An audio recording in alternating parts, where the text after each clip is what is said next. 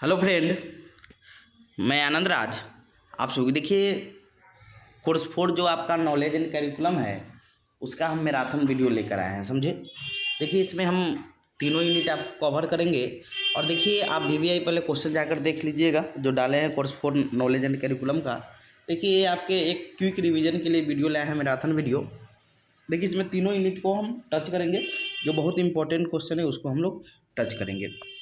देखिए, अभी भी कोई लोग नोट्स नहीं लिए हैं तो इस नंबर पर व्हाट्सएप करके नोट्स ले सकते हैं। 9576002401 पर व्हाट्सएप करके नोट्स ले सकते हैं। 9576002401 पर व्हाट्सएप करके आप नोट्स ले सकते हैं। कुछ पेमेंट करके आपको नोट्स प्रोवाइड करवा दिया जाएगा। समझिए? तो चलिए हम लोग स्टार्ट करते हैं। देखिए, इससे पहले आपके दिमाग में 2 क्वेश्चन होगा कि सर कोर्स 1, 2, 3 में 80 नंबर का पेपर था, 3 घंटा उसमें भी था, 5 यूनिट लिखना था, तो उसमें हम लोग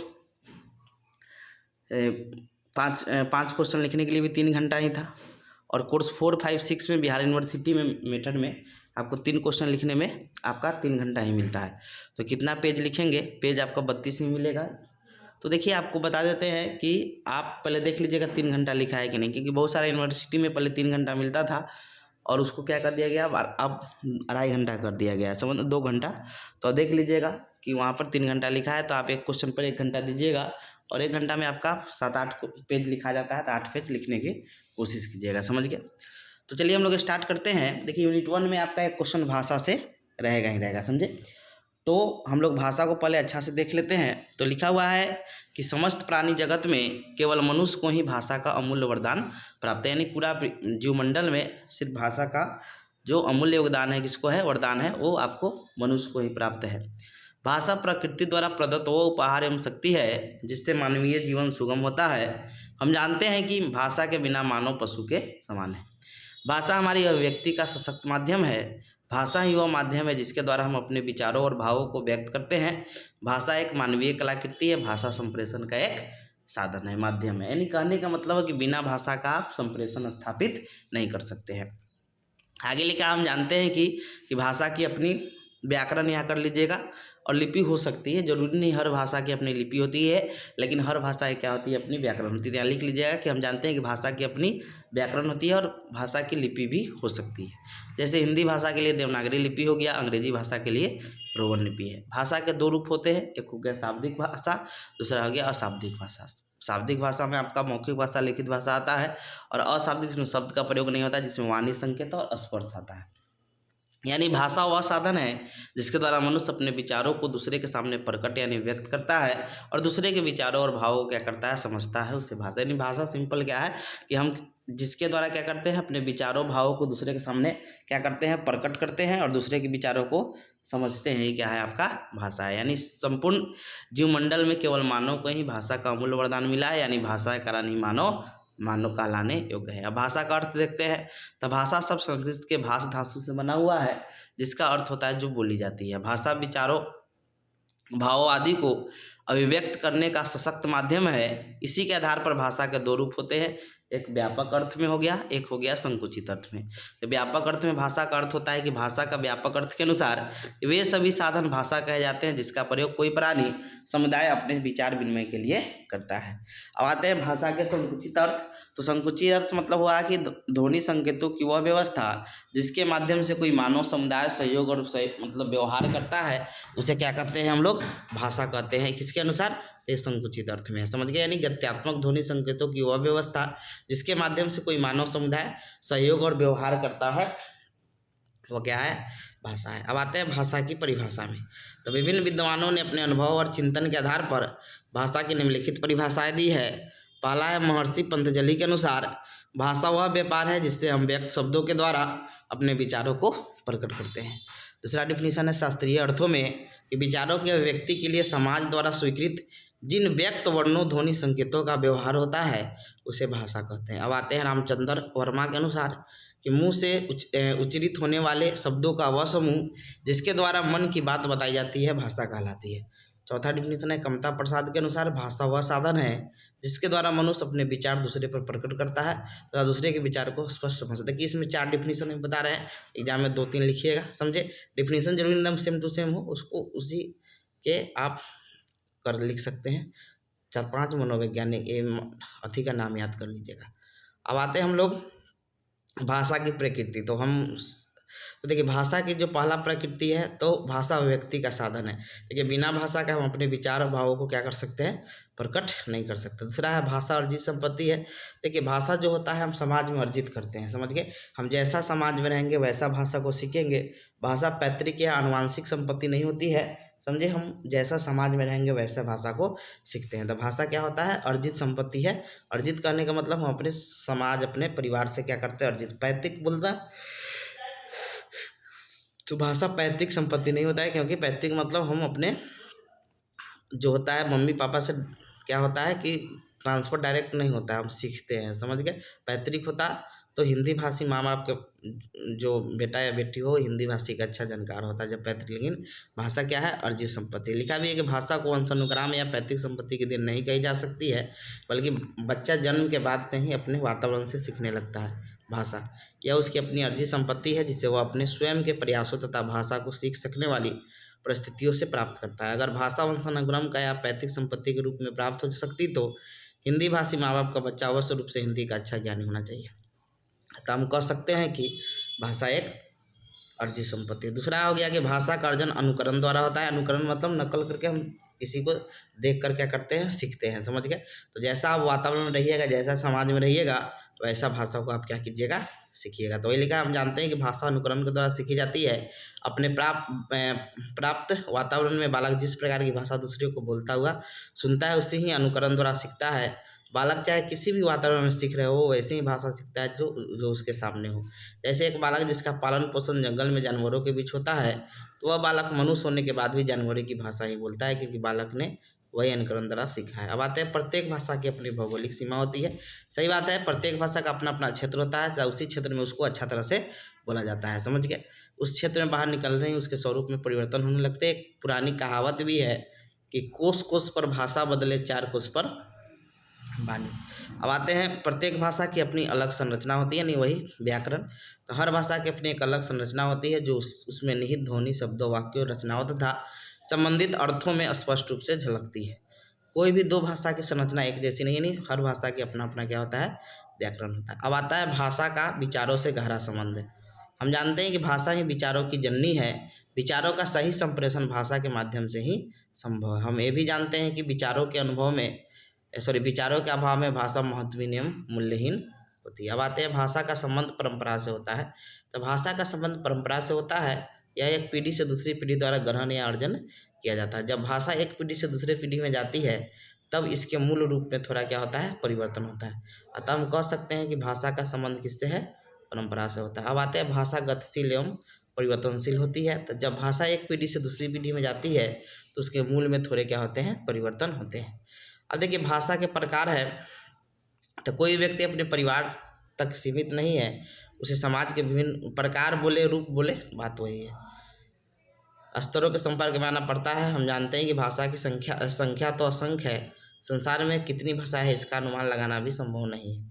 2 रूप में इसको देखेंगे, एक प्रयोग की दृष्टि से, दूसरा व्यवहारिक दृष्टि से। प्रयोग की दृष्टि से 3 होता है, लिखित भाषा, मौखिक भाषा, सांकेतिक भाषा।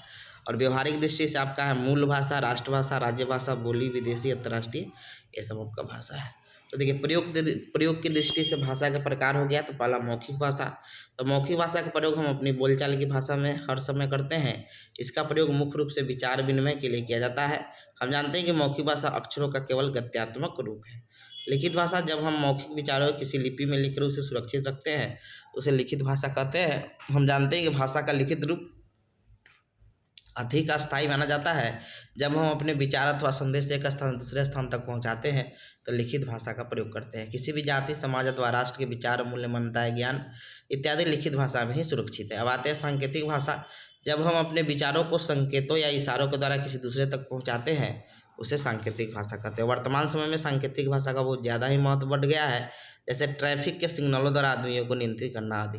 अब आते हैं व्यवहारिक दृष्टि से। तो मूल भाषा, तो हम जानते हैं कि मूल भाषा ही आधुनिक भाषाओं की जननी है, यानी मूल भाषाओं के माध्यम से ही आज की भाषाएं प्रकट हुई है। जो भाषा किसी भाषा परिवार की जन्मदात्री होती है उसे उस भाषा परिवार की मूल भाषा कहती है। भारत की मूल भाषा संस्कृत को कहा जाता है, क्योंकि संस्कृत से अन्य भाषा निकला हुआ है। अब आते हैं मातृभाषा।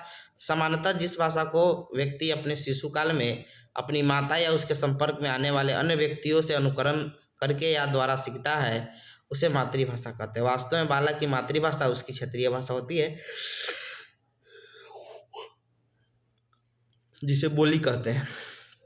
विस्तृत अर्थों में मातृभाषा किसी क्षेत्र विशेष को उस भाषा को कहा जाता है जिससे उस क्षेत्र में रहने वाले सभी व्यक्ति मौखिक या लिखित रूप में अपने विचारों को विनिमय करते हैं। हिंदी उत्तर भारत एवं मध्य भारत की आधिकारिक भाषा में अधिकांश भागों में बोली जाती है, इसीलिए क्षेत्र की मातृभाषा हिंदी होगा। आते हैं बोली। वास्तव में बोली भाषा का वह रूप होती है जो एक सीमित क्षेत्र में रहने वाले व्यक्तियों के द्वारा मौखिक रूप से प्रयोग किया जाता है।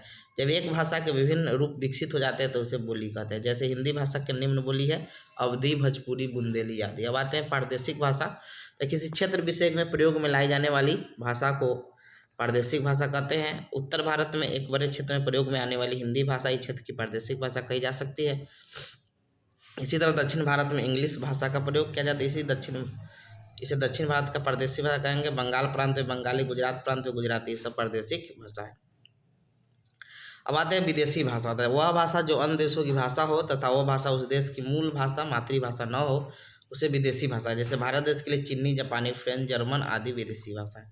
अब आते हैं राष्ट्रभाषा। तो किसी राष्ट्र के निर्माण, विकास और भावात्मक एकता के लिए राष्ट्रभाषा का होना अनिवार्य है। राष्ट्रभाषा प्राय वह भाषा होती है जिसका प्रयोग उस राष्ट्र के अधिकतर व्यक्तियों के द्वारा किया जाता है। अब आते हैं अंतर्राष्ट्रीय भाषा या विश्व भाषा।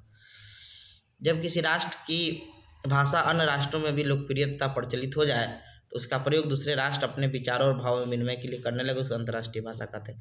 आज संसार में अंग्रेजी एक ऐसा भाषा है जिसे अंतर्राष्ट्रीय भाषा होने का गौरव प्राप्त है। एक और भाषा है आपका राज्य भाषा। देखिए, किसी देश का ऑफिशियल लैंग्वेज बोलते हैं कि किसी देश का सरकारी कामकाज जिस संवैधानिक रूप से मान्यता प्राप्त भाषा में किया जाता है वह उस देश की राजभाषा कहलाती है। 14 सितंबर 1949 को संविधान सभा ने हिंदी को राजभाषा का दर्जा दिया, इसीलिए प्रत्येक वर्ष 14 सितंबर को राष्ट्रीय हिंदी दिवस मनाया जाता है।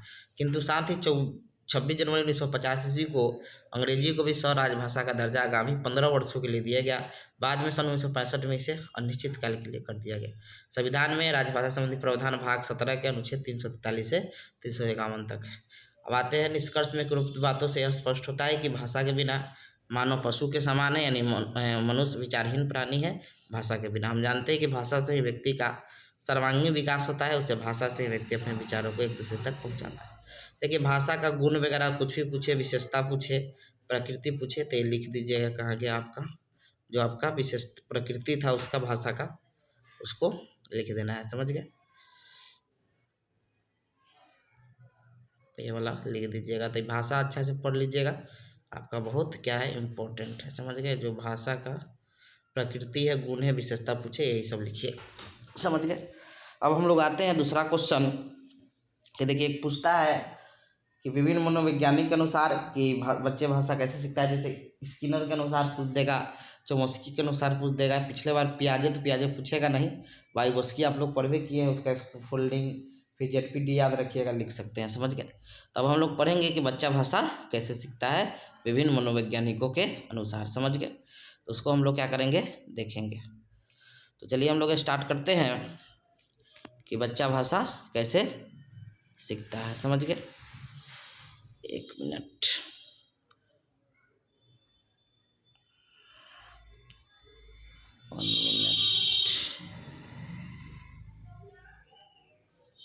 चलिए, तो ये क्वेश्चन आपसे पूछेगा कि बच्चा भाषा कैसे सीखता है। तो चलिए हम लोग स्टार्ट करते हैं। देखिए, लिखा है कि बच्चे भाषा कैसे सीखते हैं, चोमस्की, स्किनर, वाइगोस्की। देखिए, पियाजे पूछ दिया तो नहीं पूछेगा कि सिद्धांत के आधार पर इसकी व्याख्या करें। तो लिखा है प्रस्तावना में हम जानते हैं कि बच्चा में भाषा का सीखना एक स्वाभाविक प्रक्रिया है। बच्चों में भाषा सीखने के लिए अनेक कारकों का होना आवश्यक है, जैसे रुचि, योग्यता, लगन, अभ्यास आदि का होना आवश्यक है। भाषा सीखने का अर्थ भाषा को बोलना, पढ़ना, व्यवहार में लाना है। यानी भाषा का अर्थ सीखने का मतलब क्या है कि भाषा को बोलना, पढ़ना, व्यवहार में लाना है। भाषा सीखना बच्चों में शैशवावस्था से ही आरंभ हो जाती है। मातृभाषा बच्चा प्राकृतिक रूप से परिवार के सदस्यों को भी सीखता है। परिवार में जैसी भाषा बोली जाती है बच्चा उसके सुनता है और सुनने के बाद बोलने की कोशिश करता है। बच्चा बार बार बोलता रहता है, यानी पहले अनुकरण फिर अभ्यास द्वारा बच्चा बालक भाषा को सीखता है। भाषा के सीखने में बोलने, लिखने, पढ़ने तथा सुनने की क्रियाएं करनी होती है। इससे कौशल, ये 4 कौशल होता है आपका भाषा कौशल। कौन कौन? तो आपका LSRW या उसको सुबह बोलिए, सुनना, बोलना, पढ़ना, लिखना। अब आते हैं चॉम्स्की अनुसार बच्चा भाषा कैसे सीखता है। तो चॉम्स्की बहुत बड़े भाषा वैज्ञानिक, अमेरिकी दार्शनिक तथा संज्ञानात्मक वैज्ञानिक थे, जिनका जन्म 7 दिसंबर 1928 ईस्वी को अमेरिका में हुआ था। चॉम्स्की भाषा के आधुनिक क्षेत्र में महत्वपूर्ण काम किए थे, इसीलिए इन्हें आधुनिक भाषा विज्ञान के पिता, फादर ऑफ लिंग्विस्टिक्स कहा जाता है। चॉम्स्की ने इन सब के अलावे बच्चों भाषा कैसे सीखते इसके बारे में बताया था। चॉम्स्की ने 1950 के दशक में मनोविज्ञान के ख्याति प्राप्त वैज्ञानिक BF स्किनर की पुस्तक वर्बल बिहेवियर की आलोचना कर दी। स्किनर ने इस पुस्तक में बताया था कि बच्चा भाषा अनुकरण, पुनर्वलन के माध्यम से सीखता है। चॉम्स्की ने बताया कि बच्चों में भाषा सीखना जन्मजात बाई बर्थ होती है। बच्चा में भाषा सीखने के लिए जन्म से ही व्याकरण होता है और वह जिस भी जगह पर जाएगा वह उस भाषा को सीख लेता है। इन्होंने इसे एक नाम दिया LAD, अर्थात बालक में भाषा ग्रहण करने की प्रवृत्ति जन्मजात होती है। इसे भाषा अर्जन यंत्र यानी LAD कहते हैं। LAD का पूरा नाम लैंग्वेज एक्विजिशन डिवाइस, भाषा ग्रहण यंत्र होता है। चॉम्स्की ने बताया था कि यह डिवाइस बच्चों के मस्तिष्क में रहती है, जिससे बच्चा भाषा सीखता है। चॉम्स्की ने बताया कि बालक में भाषा विकास के संबंध में शिशु के द्वारा की जाने वाली क्रिया रोना, यानी सबसे पहले जो भाषा विकास होता है वो रोकर व्यक्त करता है। चॉम्स्की ने बताया कि बच्चा में भाषा सीखने का क्रम है LSRW, यानी ऐसा क्रम में वो बताया था होता है, समझे। चॉम्स्की ने यह भी बताया कि शिशु के द्वारा प्रारंभ में वर्ण, शब्द और वाक्य सीखता है। चॉम्स्की ने बताया कि भाषा सीखने की क्षमता या विचार अभिव्यक्ति करना लड़कों की तुलना में लड़कियों में क्या होता है, अधिक पाया जाता है। समझ गए। अब आगे है आपका कि चॉम्स्की ने बताया कि बच्चा जब भाषा सीखता है तो सिर्फ उस भाषा की अभिव्यक्ति करता है, उसका अर्थ को, यानी सब बोलता है, उसका अर्थ को पूछेगा तो नहीं समझता है। चॉम्स्की ने ग्रामर थ्योरी यानी ग्रामर थ्योरी या यूनिवर्सल ग्रामर या सार्वभौमिक ग्रामर या जेनेटिक ग्रामर दिया था। चॉम्स्की के अनुसार बालक जिस भाषा को सुनता है, सीखता है, वह उसकी व्याकरण को अपने आप सीख जाता है। इसे ही जेनेटिक ग्रामर थ्योरी या यूनिवर्सल ग्रामर कहते हैं। चॉम्स्की ने भाषा की संरचना को 2 भागों में बांटा, एक सतही संरचना, एक गहरी संरचना। सतही संरचना में कहा, चॉम्स्की के अनुसार सतही संरचना में बच्चा सिर्फ ध्वनि या संकेतों को या शब्दों को बोलता है, लेकिन उसका अर्थ नहीं समझ, जैसे मम्मी पापा बोल रहा है, पता नहीं चल रहा। गहरी संरचना में क्या है कि चॉम्स्की के अनुसार गहरी संरचना में बच्चा ध्वनि या शब्दों को बोलता है और उसका अर्थ भी समझ, जैसे मुहावरा बोल रहा है तो उसका अर्थ भी समझ रहा है। तो चॉम्स्की के अनुसार हो गया। अब स्किनर के अनुसार देखते हैं, तो स्किनर के अनुसार बच्चा भाषा कैसे सीखता है। तो स्किनर बहुत बड़े अमेरिकी मनोवैज्ञानिक, व्यवहारवादी, सामाजिक दार्शनिक थे। इनका जन्म 1904 ईस्वी में अमेरिका में हुआ था और इनकी मृत्यु 1990 ईस्वी में रक्त कैंसर के कारण हो गई। स्किनर का पूरा नाम ब्रहस फ्रेडरिक स्किनर है। स्किनर ने बताया कि बच्चा भाषा अनुकरण के द्वारा सीखता है। स्किनर ने बालक में भाषा के विकास के लिए उद्दीपक और अनुक्रिया के बीच संबंध स्थापित करके सीखने पर बल दिया। उद्दीपक क्या होता है? तो वह वातावरण या घटक जिसे प्राणी अपनी अनुक्रिया के द्वारा प्राप्त करना चाहता है, उसे उद्दीपक कहते हैं। उद्दीपक को समान भाषा में लक्ष्य कहते हैं। अब आते हैं पुनर्वलन। किसी भी साधन द्वारा एक घटना को दोहराए जाने की संभावना बढ़ाना आपका पुनर्वलन कहलाता है। अनुक्रिया क्या होता है? तो कोई भी प्राणी जब उद्दीपक के प्रति क्रिया करता है तो उसे अनुक्रिया कहते हैं। और अनुक्रिया मतलब आप जो लक्ष्य है उसके प्रति आप क्रिया कर रहे हैं, उसे अनुक्रिया कहते हैं। अनुबंधन क्या होता है?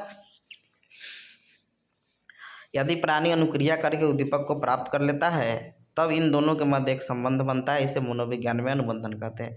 जैसे मेरा लक्ष्य गवर्नमेंट टीचर बनना है या टीचर बनना उद्दीपक हुआ, तथा उस उद्दीपक को प्राप्त करने के लिए हम पढ़ रहे हैं, वो अनुक्रिया हुआ। जब हम गवर्नमेंट टीचर बन जाएंगे तो इन दोनों के बीच एक संबंध स्थापित होता है, जिसे अनुबंधन कहते हैं। स्किनर ने बताया कि बच्चा स्वतः अनुकरण से भाषा सीखता है। बालक के चारों ओर के वातावरण में वस्तु, उसके निकट संबंधी व्यक्ति बालक द्वारा बोली गई कुछ ध्वनियों का पुनर्वलन करते हैं। जैसे जब बच्चा पापा, बाबा, दादा, दादी, मामा आदि बोलता है तो बालक के परिवार के व्यक्ति बालक द्वारा बोली गई उस ध्वनि के लिए प्रशंसा या पुरस्कृत करते हैं, जिसके कारण बालक भाषा जल्दी सीख लेता है। स्किनर ने भी बताया कि बालक उद्दीपक अनुक्रिया के बीच संबंध स्थापित करके भाषा को सीखता है। जैसे कोई बालक कोई अल्फ़ाबेट सीखते समय, एक का उच्चारण सीखते समय एप्पल का चित्र दिखाकर सिखाता है तो बालक जल्दी एक का उच्चारण सीख लेता है। निष्कर्ष में उक्त विवरण से स्पष्ट होता है कि बच्चा के भाषा सीखने में अनुकरण का महत्वपूर्ण योगदान होता है। जब बच्चा शैशवावस्था में रहता है, बच्चों के भाषा सीखने के संदर्भ में स्किनर, चॉम्स्की आदि महत्वपूर्ण योगदान है। तो ये हो गया। और इसमें यूनिट 1 में गौर क्वेश्चन आपको बताएंगे कि अर्जित भाषा और सीखी भाषा में क्या अंतर है, जो बहुत इंपॉर्टेंट है आपका, समझ गए। और ये आपका पूछा जाता है कि अर्जित भाषा और सीखी भाषा में आपका क्या अंतर है। समझे, बहुत वो क्या है, इम्पोर्टेंट है अर्जित भाषा और सीखी हुई भाषा। समझ गए, उसको हम लोग देखेंगे क्योंकि वो बहुत आपका क्या है, इम्पोर्टेंट है। समझ गए, तो उसको हम लोग देखते हैं, अर्जित भाषा और सीखी भाषा में आपका क्या अंतर है। समझ गए, तो उसको हम लोग देखते हैं कि अर्जित भाषा और सीखी भाषा में क्या अंतर है। चलिए, अब आ गया ये भी, अर्जित भाषा और सीखी भाषा में क्या अंतर है। 3 क्वेश्चन देख के जाइएगा, इसी में से आपका क्वेश्चन रहेगा। भाषा क्या है, विभिन्न मनोवैज्ञानिकों के अनुसार भाषा सीखने कैसे सीखता है बच्चा, और अर्जित भाषा। देखिए, भाषा अर्जन को हम लोग एक्वायरी लैंग्वेज कहते हैं, और भाषा सीखना या भाषा अधिगम को हम लोग लर्निंग लैंग्वेज कहते हैं। और देखिए, अर्जित भाषा क्या होता है, तो जो भाषा हमारे परिवेश में शामिल रहती है, जिन्हें हम अपने आप ग्रहण या अर्जित कर लेते हैं, उसे अर्जित भाषा कहते हैं। सीखी हुई भाषा या भाषा अधिगम क्या है, जो भाषाएं हमारे परिवेश का हिस्सा नहीं होती है, जिसे हम विभिन्न माध्यमों से सीखते हैं, उसे सीखी हुई भाषा कहते हैं। अब देखिए, भाषा के अर्जन करने में, देखिए भाषा का दूसरा पॉइंट है कि भाषा के अर्जन करने में सिर्फ मौखिक कौशल। देखिए, भाषा आप क्या कीजिएगा, अर्जित कीजिएगा अपने समाज से, सिर्फ बोल सकते हैं उसको, ना लिख सकते ना पढ़ सकते हैं। तो भाषा अर्जन करने में सिर्फ मौखिक कौशल का विकास होता है, लेखन और पठन कौशल का विकास नहीं होता। भाषा के सीखने से आपको मौखिक कौशल का विकास होगा, लेखन कौशल, पठन कौशल, तीनों का विकास होता है। हमारे यहाँ की साधारण बोलचाल की भाषा भोजपुरी या हिंदी है, जिन्हें हम आसानी से अपने परिवार, मित्र, आस पड़ोस से ग्रहण कर लेते हैं, इसीलिए अर्जित भाषा का उदाहरण। इधर है कन्नड़, मलयालम, इंग्लिश आदि हमारे परिवेश से बाहर की भाषा है, अतः हम इन भाषाओं को सीखना पड़ता है, इसीलिए इसे सीखी हुई भाषा का उदाहरण कहते हैं। अर्जित भाषा को हम प्रथम भाषा के नाम से जानते हैं, सीखी हुई भाषा को हम लोग द्वितीय भाषा के नाम से जानते हैं। भाषा का अर्जन प्राय मातृभाषा में होता है, भाषा अधिगम मातृ और अन्य भाषाओं में होता है। भाषा का अर्जन अनौपचारिक वातावरण में होता है, क्योंकि वो परिवार और आस पड़ोस से अर्जित कर लेता है। भाषा का अधिगम या सीखी हुई भाषा के लिए औपचारिक वातावरण की आवश्यकता होती है, जो हमें स्कूल, कॉलेज आदि में मिलता है। भाषा अर्जित करना सहज और स्वाभाविक प्रक्रिया है, और भाषा सीखना एक दुर्बल और जटिल प्रक्रिया है। अर्जित भाषा पर सीधे सीधे वातावरण का प्रभाव पड़ता है, भाषा अधिगम या सीखी हुई भाषा पर वातावरण का संतुलित प्रभाव पड़ता है, यानी वातावरण का अप्रत्यक्ष प्रभाव पड़ता है। भाषा अर्जन अनुकरण एवं पुनरावृत्ति पर आधारित होता है, भाषा अधिगम अभ्यास पर आधारित होता है। भाषा का अर्जन करना एक तीव्र प्रक्रिया है, सीखी हुई भाषा एक मंद प्रक्रिया है। भाषा का अर्जन करने में प्रयास में उद्देश्य नहीं शामिल होता है, जबकि भाषा सीखने की प्रक्रिया में प्रयास और उद्देश्य दोनों शामिल होता है। भाषा का अर्जन करने में कोई नियम व्याकरण नहीं होता है, भाषा के सीखने के लिए नियम और व्याकरण होते हैं। भाषा का अर्जन करना प्रवृत्ति एवं रवैये पर निर्भर करता है, भाषा का सीखना योग्यता पर निर्भर होता है। भाषा का अर्जित करना एक अनकॉन्शियस प्रक्रिया यानी अचेतन प्रक्रिया है, क्योंकि इसमें बिना प्रयास, अनजाने एवं अप्रत्यक्ष रूप से अर्जित करते हैं। तो वही आपका भाषा का सीखना एक कॉन्शियस चेतन प्रक्रिया है, क्योंकि इसे जानबूझकर सतर्कता एवं सुस्पष्ट विधि से सीखते हैं। भाषा का अर्जन करना एक प्रायोगिक यानी प्रैक्टिकल नॉलेज है, तो भाषा को सीखना एक सैद्धांतिक ज्ञान यानी थियोरेटिकल नॉलेज है। भाषा का अर्जन सीखने का स्थायी क्रम है, भाषा का सीखना आसानी से कठिन का क्रम है। तो ये आपका अंतर हो गया, समझे। अब देखिए, आपको यूनिट 1 में आपको भाषा क्या है, उसका अर्थ, प्रकृति, उसके रूप पढ़ लीजिएगा। विभिन्न मनोवैज्ञानिक से स्किनर, चोम्स्की पढ़ लीजिए। फिर उसके बाद अब भाषा अर्जन और भाषा अधिगम पढ़ लीजिए। 3 क्वेश्चन यूनिट 1 में हो गया। यूनिट 2 में आपको पढ़ना है कि ये तो आपको आज वीडियो बनाए थे, इसको फिर से बता देते हैं कि भाषा के सामाजिक सांस्कृतिक परिप्रेक्ष्य क्या है। दूसरा क्वेश्चन पढ़ना है घर की भाषा, विद्यालय की भाषा। देखिए, इसमें तो नहीं होगा, लेकिन हम अलग से वीडियो डाल देंगे, समझे। उसके बाद आपको पढ़ना है बहुभाषिता, पढ़ लीजिएगा, थोड़ा पाठ्यक्रम देख लीजिएगा, समझे। फिर यूनिट 3 में आपको बताएंगे NCF, नई शिक्षा नीति 1986, ये सब बता देंगे, फिर आपका खत्म हो जाएगा। तो चलिए, हम लोग आते हैं कि भाषा के सामाजिक सांस्कृतिक परिप्रेक्ष्य क्या है, समझ गए। यूनिट 2 में बहुत इंपॉर्टेंट है। लिखा है, हम जानते हैं कि भाषा हमारी अभिव्यक्ति का सशक्त माध्यम है। भाषा ही वह माध्यम है जिसके द्वारा हम अपने विचारों और भावों को व्यक्त करते हैं, दूसरे के सामने, और दूसरे के विचारों और भावों को समझते हैं। संपूर्ण जीवमंडल में केवल मानव ही भाषा का अमूल्य वरदान मिला है, अर्थात बिना भाषा के मानव पशु के समान है। भाषा का सामाजिक सांस्कृतिक परिप्रेक्ष्य इस बात को प्रतिबिंबित करता है कि भाषा जब सीखी जाती है तो उस सामाजिक सांस्कृतिक संदर्भ को ध्यान में रखकर सीखा जाता है, अर्थात हम जैसा समाज एवं संस्कृति में रहेंगे वैसा ही भाषा को सीखेंगे। अब आते हैं सामाजिक परिप्रेक्ष्य में। हम जानते हैं कि मनुष्य एक सामाजिक प्राणी है, और किसी न किसी समाज में अवश्य रूप से जन्म लिया होगा। जैसा समाज में जन्म लिया होगा वैसा ही वो अपने समाज में सीखता है। भाषा और समाज का संबंध अभिन्न है। बिना समाज को हम भाषा नहीं सीख सकते हैं। मनुष्य के पास भाषा सीखने की क्षमता होती है, किंतु वह भाषा को तभी सीख पाएगा जब उसे भाषाई समाज का प्रवेश प्राप्त होगा। हम ये भी जानते हैं कि समाज के माध्यम से ही भाषा एक पीढ़ी से दूसरी पीढ़ी में पहुंचती है और भाषा के माध्यम से समाज संगठित एवं संचालित होती है। मनुष्य के सामाजिक जीवन का आधार ही भाषा है। बिना भाषा के मनुष्य पशु के समान है, क्योंकि भाषा के अभाव में विचारों के व्यक्ति और बातचीत करना संभव नहीं है, जिससे हमारा सामाजिक जीवन पशु के समान हो जाएगा। सामाजिक पहचान के रूप में भाषा का महत्वपूर्ण योगदान है, क्योंकि व्यक्ति के सुर, टोन, बातचीत के तरीके से उसके भौगोलिक क्षेत्र, सामाजिक पृष्ठभूमि का पता चलता है। हम ये भी जानते हैं कि मनुष्य एक सामाजिक प्राणी होने के नाते ही समाज में रहते हुए अपने सभी क्रियाकलापों को पूरा करता है।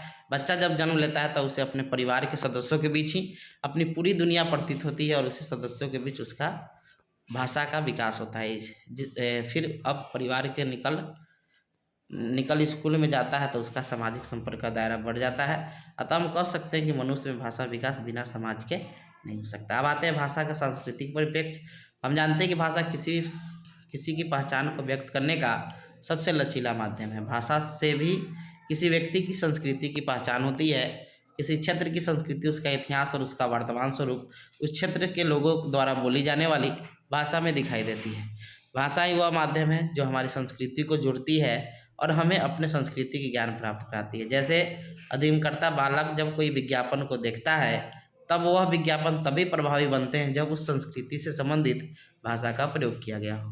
बच्चों में सांस्कृतिक विकास सामाजिक अंतःक्रिया और सांस्कृतिक साधन जैसे स्कूल, कॉलेज etc के माध्यम से होता है। हम ये भी जानते हैं कि भारत विविधताओं वाला देश है, जहाँ भिन्न भिन्न संस्कृति है और प्रत्येक संस्कृति की अपनी अपनी भाषा, पहनावा, खान पान, रीति रिवाज, रहन सहन है, जो बच्चा भाषा के माध्यम से सीखता है। समझ गए।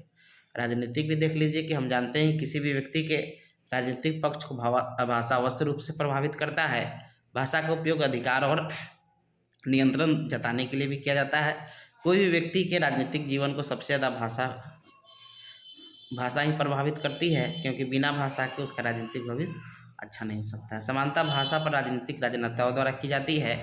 इससे कई नेता चाहे तो किसी अन्य भाषा में आमतौर पर करते होंगे, बोलते होंगे, लेकिन जनता के सामने उनकी भाषा में बात करते हैं, जिससे जनता को विश्वास हो कि नेता उन्हीं का है। उपरोक्त विवरण से स्पष्ट होता है कि भाषा का सामाजिक सांस्कृतिक संदर्भ मानव के अकेला नहीं है। भाषा ही मानव को समाज और संस्कृति से जोड़ती है। इसीलिए भाषा सीखते समय समाज और संस्कृति को ध्यान में रखकर सीखना चाहिए। अब आते हैं बहुभाषिता में। तो देखिए बहुभाषिता में क्या है कि हम जानते हैं कि बहुत ऐसे लोग, बहुभाषिता मतलब दो से अधिक भाषाओं को बोलना, ज़्यादा भाषाओं को बोलना, ये बहुभाषिता है। हम जानते हैं कि बहुत ऐसे लोग हैं जो कई भाषा को बोलते हैं, जानते हैं। जब कोई व्यक्ति एक से अधिक भाषा जानता है या एक से अधिक भाषा का प्रयोग करता है तो उसे बहुभाषी कहते हैं। भारत क्षेत्रफल की दृष्टि से विश्व का 7वां बड़ा देश है। इसमें 28 राज्य और 8 केंद्र शासित प्रदेश है, जहाँ अनेक संप्रदाय, धर्म और जाति के लोग निवास करते हैं, जिनकी भाषाएं अलग अलग है। हम जानते हैं कि भारत विविधता वाला देश है, जहाँ कई तरह की विविधता है, जैसे भाषा की विविधता, खान पान की विविधता, वेशभूषा की विविधता, रीति रिवाज की विविधता, लेकिन इनमें जो सबसे अधिक विविधता है वो भाषा की विविधता है। हम जानते हैं कि भारत में लगभग 1632 भाषाएं बोली जाती है।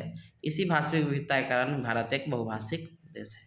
बहुभाषिता का एक आयाम यह भी है कि हमारे संविधान के 8वीं अनुसूची में 22 भाषाओं को दर्जा दिया गया। अब देखिए इसमें से आपको लिखना होगा, एग्जाम में लिख सकते हैं, नहीं तो इतने लिख के छोड़ दीजिएगा दर्जा दिया गया है, समझ के नहीं आएगा तो नहीं दिमाग लगाइएगा।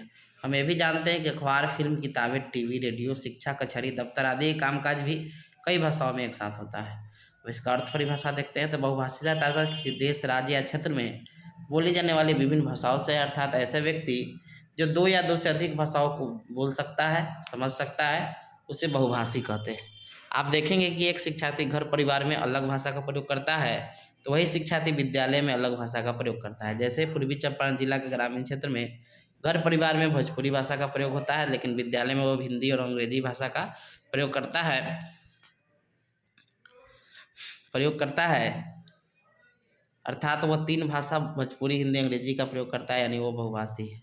जैसे भोजपुरी में बोले कहवा जाता रहा 9 साथ, हिंदी में कहाँ जा रहे हो Naushad, go to Naushad, English में तो ये सब आप कर सकते हैं। अब आते हैं इसका डिफिनीशन देखते हैं।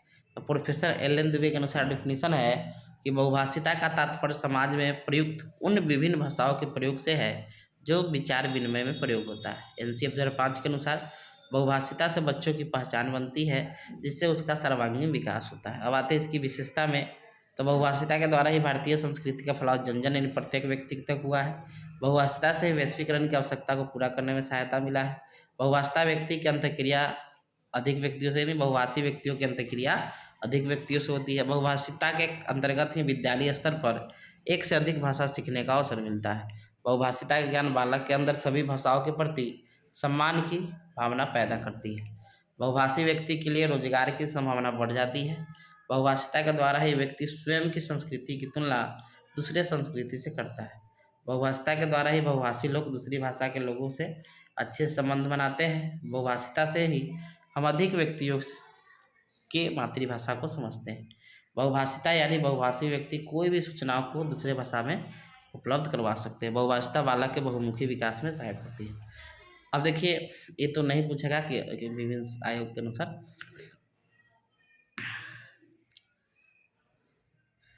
चलिए, तो इतना बहुभाषिता में। अब बिहार के परिप्रेक्ष्य में बहुभाषिता देख लीजिएगा। तब देखिए अब एक चीज़ इसमें देख लीजिएगा, कहाँ गया, एक मिनट। देखिए, राष्ट्रीय जो शिक्षा आयोग, जो कोठारी कमीशन था 1964-66, यही ने आपका त्रिभाषा सूत्र दिया था। इसी के अनुशंसा में त्रिभाषा सूत्र आया था। देखिए, दो तरह से दिया था। एक हिंदी भाषी क्षेत्र के लिए 3 भाषा कौन कौन था, तो हिंदी भाषी क्षेत्र के लिए दिया हुआ था हिंदी, अंग्रेजी, कोई भी जो भाषा जो हिंदी अंग्रेजी से अलग हो, जैसे संस्कृत हो गया, उर्दू हो गया, 3 भाषा। और गैर हिंदी भाषी क्षेत्र जहाँ था, जहाँ पर मातृभाषा को बोला जाएगा या क्षेत्रीय भाषा हो, फिर हिंदी और अंग्रेजी 3 सीखना था। तो एक कोठारी कमीशन दिया था। अब बिहार के परिप्रेक्ष्य में इसको देखते हैं। तो देखिए, भारत की बहुभाषिता का परिदृश्य बिहार की भाषाओं में भी लागू होता है। बिहार में भी बहुभाषिता भाषा की एक संपन्न स्थिति। बिहार की पटचर्या की रूपरेखा 2008 बीसीएफ के अनुसार बिहार में अनेक बोलियां या भाषाओं का जीवंत सह अस्तित्व है। बिहार में घरेलू भाषा के रूप में हिंदी, उर्दू, मैथिली, भोजपुरी, मगही, वज्जिका, संथाली बोली जाती है। बिहार में हिंदी या उर्दू को छोड़कर किसी भी भाषा या बोली को प्राथमिक स्तर पर शिक्षा के माध्यम के रूप में नहीं दिया जाता है। अब देखिए कौन कौन भाषा कहाँ बोला जाता है। तो बिहार में बोली जाने वाली भाषाओं बोलियाँ मैथिली, अंगिका, वज्जिकी, हिंदी है। मैथिली, बिहार की सभी भाषाओं में मैथिली का साहित्य काफ़ी समृद्ध है। मैथिली भाषा का क्षेत्र दरभंगा, मधुबनी, सहरसा जिले में मैथिली भाषा बोली जाती है। अंगिका, तो अंगिका अंग जनपद की भाषा, इसे भागलपुरी भाषा भी कहते हैं। यह भाषा भागलपुर, मुंगेर, पूर्णिया आदि जिलों में बोली जाती है। उसके बाद वज्जिका, वज्जी जनपद की भाषा है। यह भाषा मुजफ्फरपुर, चंपारण, दरभंगा जिले के क्षेत्र में बोली जाती है। मगही, मगधी का अपभ्रंश है। मगधी मगध की लोक भाषा थी। यह भाषा पटना, गया, नालंदा आदि जिलों में बोली जाती है। और भोजपुरी भाषा के रूप में भोजपुरी का प्रयोग 1789 ईस्वी में किया गया था। प्राचीन समय में भोजपुरी का नामांकन शाहाबाद जनपद में भोजपुर नामक गांव के आधार पर किया गया था। भोजपुरी चंपारण, छपरा, सिवान आदि क्षेत्रों में बोली जाती है। निष्कर्ष है कि हम जानते हैं कि भारत विभिन्न भाषाई विविधता वाला देश है, फिर भी इतने ज़्यादा विविधता के बावजूद भी भारतीय भाषाओं में एकता पाई जाती है। यह सब बहुभाषिता का ही कारण ही संभव है। हम जानते हैं कि भारतीय संविधान के 8वीं अनुसूची में 22 भाषाओं को मान्यता प्राप्त है। बहुभाषिता से ही हम भारत के विभिन्न संस्कृतियों, त्योहारों इत्यादि को जानते हैं, तो कह सकते हैं कि एक भाषी की तुलना में बहुभाषी का अधिक महत्व है। अब देखिए, मेन अब आते हैं यूनिट 2 हो गया, बहुभाषिता देख लेना है। उसका सामाजिक सांस्कृतिक परिप्रेक्ष्य हो गया, और एक घर की भाषा, गृह भाषा वाला करवा देंगे, और पाठ्यक्रम आप लोग देख लीजिएगा। अब यूनिट 3 में आपको एनसीएफ पूछा जा सकता है, फिर उसके बाद हम नई शिक्षा नीति करवा देंगे, समझे। ये हल्का को सिर्फ और हल्का होता है। तो देखिए, लिखा है कि राष्ट्रीय पटचर्या के रूप में 2005 का उदाहरण रविन्द्रनाथ टैगोर के निबंध सभ्यता और प्रगति से हुआ है। राष्ट्रीय पटचर्या के रूपरेखा 2005 शिक्षा के क्षेत्र में एक अभिनव होगा। समझे, अभिनव मतलब नया होता है, समझे, अभिनव कर लीजिएगा। अभिनव राष्ट्रीय दस्तावेज है। यह रूपरेखा अंतर्राष्ट्रीय स्तर के शिक्षाविदों, वैज्ञानिकों और विषय विशेषज्ञों द्वारा तैयार किया गया है। समझ गए। राष्ट्रीय पटचर्या की रूपरेखा 2005 आधुनिक भारतीय शिक्षा पद्धति के संदर्भ में एक अभिनव होगा। समझे, अनुभव नहीं, अभिनव एवं दूरगामी प्रभाव है। एनसीएफ 2005 का उद्देश्य बालकों का सर्वांगीण विकास करना, इसके अंतर्गत पढ़ाई को स्कूल के बाहरी जीवन से जोड़ना, समझ आधारित पढ़ाई को बढ़ावा देना तथा कक्षा को गतिविधि से जोड़ना है। एनसीएफ द्वारा 5 बालकों के मूल्यांकन के लिए सतत एवं व्यापक मूल्यांकन पर बल देती है। एनसीएफ में कहा गया है कि शिक्षक बालकों में नवीन सोच, तर्क करने की क्षमता, सृजनात्मक चिंतन और वैज्ञानिक अन्वेषक के गुण विकसित करेंगे। अब एनसीएफ द्वारा 5 के 5 आधारभूत सिद्धांत है कि एनसीएफ द्वारा 5 के 5 आधारभूत सिद्धांत निम्न है कि ज्ञान को स्कूल के बाहरी जीवन से जोड़ना है, परीक्षा को अपेक्षा के अधिक लचीला बनाना है और कक्षा को गतिविधि से जोड़ना है। प्रजातांत्रिक राज्य व्यवस्था का विकास छात्रों में करना है। प्रजातांत्रिक लोकतांत्रिक यह सुनिश्चित करना है कि पढ़ाई रंगमंच प्रणाली पर आधारित न हो बल्कि समझ आधारित हो। पाठ्यचर्या का विकास इस प्रकार किया जाए कि बालकों को सर्वांगीण विकास का अवसर उपलब्ध हो सके। अब देखिए इसके पाठ्यक्रम निर्माण सिद्धांत क्या है, समझे। तो एक चीज़ याद रखिएगा कि ये तो भाषा के संदर्भ में पूछेगा, तो इसमें एक चीज़ याद रखिएगा कि भाषा के संदर्भ में जो आपको पूछा जाएगा इसमें तो लिखिएगा कि जो आपका है, समझे, नई राष्ट्रीय आपका पाठ्यचर्या की रूपरेखा 2005, इसमें बहुभाषी परिप्रेक्ष्य के शिक्षक जो होना चाहिए वो बहुभाषी होना चाहिए। दूसरा सीखा है कि शिक्षक में सभी कौशलों का विकास, इस पॉइंट लिख दीजिएगा, सभी कौशलों का, जो चारों कौशल है उसका विकास होना चाहिए, समझे। तीसरा बात लिखिएगा कि भाषा का जब विकास हो जाता है बच्चा में तभी आप उसका सर्वांगीण विकास कर सकते हैं, जैसे बात लिख सकते हैं। तो देखिए ये चीज़ लिख सकते हैं कि शैक्षिक नीति क्या है, तो विद्यार्थियों के विकास एवं अधिगम संबंध में सर्वांगीण विकास करना, कक्षा में सभी विद्यार्थियों के लिए समावेशी वातावरण तैयार करना, ज्ञान निर्माण में विद्यार्थियों की सहभागिता और रचनात्मक को बढ़ावा देना, प्रयोगात्मक माध्यमों द्वारा सक्रिय शिक्षण करवाना, पाठचर्या की प्रक्रिया में बच्चों की सोच, जिज्ञासा और प्रश्न पूछने के लिए पर्याप्त समय देना, समझे। तो ये सब बात आप क्या कर सकते हैं, लिख सकते हैं। यहाँ आ भी गया कि भाषा विकास के संदर्भ में एनसीएफ 2005। तो हम जानते हैं कि भाषा वह माध्यम है जिसके द्वारा बच्चे स्वयं से और दूसरे से बातचीत करते हैं। एनसीएफ 2005 मनुष्यों में भाषा की नैसर्गिक क्षमता यानी प्राकृतिक क्षमता होने के धारणा का समर्थन करती है। बच्चे अपनी भाषा या भाषाओं में वैचारिक संप्रेषण की योग्यता लेकर ही स्कूल जाते हैं। एनसीएफ 2005 के अनुसार एक सृजनशील भाषा शिक्षक द्वारा बहुभाषावाद का प्रयोग एक संसाधन के रूप में कक्षा की शैक्षिक योजना बनाने एवं लक्ष्य की प्राप्ति के लिए किया जाना बेहद जरूरी है। एनसीएफ 2005 में यह भी कहा गया है कि भाषा के हाव भाव के साथ सीखा और सिखाया जाए। निष्कर्ष हो गया कि उदाहरण से स्पष्ट होता है कि वर्तमान समय में बालक के सर्वांगीण विकास के लिए पाठ्यक्रम का निर्माण एनसीएफ 2005 के अनुसार होना चाहिए, जिसमें भाषा का योगदान सबसे जरूरी है। अब हम लोग आते हैं राष्ट्रीय शिक्षा नीति 1986, एगो पीओए आता है, देख लीजिएगा। तो देखिए नेशनल एजुकेशन पॉलिसी 1986 क्या है, नेप जिसे बोलते हैं। तो मानव इतिहास के आदिकाल से ही शिक्षा के क्षेत्र में विकास और प्रसार होता आ रहा है। प्रत्येक देश अपनी सामाजिक संस्कृति अस्मिता को अभिव्यक्ति देने के लिए और साथ ही समय की चुनौतियों का सामना करने के लिए अपनी विशिष्ट शिक्षा प्रणाली को विकसित करता है। भारत के स्वतंत्र होने के पश्चात राष्ट्रीय भावना को मजबूत तथा जनतांत्रिक भावना के उन्नयन के लिए सरकार ने राष्ट्रीय शिक्षा की आवश्यकता समझी। इसके लिए भारत सरकार ने अनेक शिक्षा आयोग की स्थापना की, जिसमें 1948 ईस्वी में गठित एस राधाकृष्णन के नेतृत्व में विश्वविद्यालय शिक्षा आयोग, 1952 ईस्वी में लक्ष्मण मुदालियर की अध्यक्षता में मुदालियर आयोग तथा 1964 ईस्वी में डीएस कोठारी की अध्यक्षता में कोठारी आयोग का गठन किया गया। इसमें कोठारी आयोग के अनुशंसा पर ही भारत का पहला शिक्षा नीति लागू किया गया, जिसे राष्ट्रीय शिक्षा नीति 1968 के नाम से जानते हैं।